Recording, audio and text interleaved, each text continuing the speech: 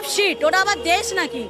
আমাদের ভারতবর্ষের লোকেরা একসাথে দাঁড়িয়ে পেচ্ছাপ করে দিল, ও মানচিত্র থেকে ভেসে বেরিয়ে চলে যাবে, ওটাকে আবার দেশ বলি? বাপ বাপই থাকে। অমিত জি এবং রাজনাথ সিং জি, আপনারা বাংলাদেশ সেনাবাহিনী যেটা দেখেছেন ৭২ সালের, সেই সেনাবাহিনী এখন আর নাই। আমরা এখন যুদ্ধোপযোগী এবং যে কোনো শত্রু মোকাবেলায় প্রস্তুত। আপনারা আর আস্ফালন তুলবেন না। ইস্টার্ন সেক্টর, ইস্টার্ন কমান্ড গোছানোর ভয় আমাদেরকে দেখাবেন না। শুধু আমরা সশস্ত্র বাহিনী নই, ১৭ কোটি জনতা আছে আমাদের সাথে, আপনাদেরকে সীমান্তেই রুখে দিতে। সোজা বাংলায় বলছি, খাস বাংলায় বলছি আমরা ভারতকে দেখে নিব।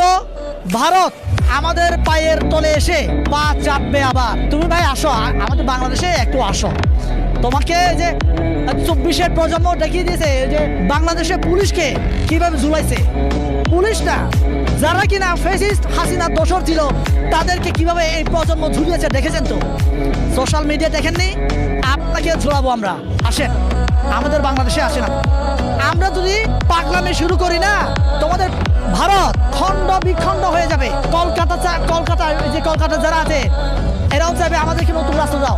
আপনাদের মণিপুরে মেইতে এবং কুকি, এদেরকে আপনারা রক্ষা করতে পারছেন না তো? তাহলে নিজের দেশের লোকদেরকে রক্ষা করতে পারছো না, নিজের দেশের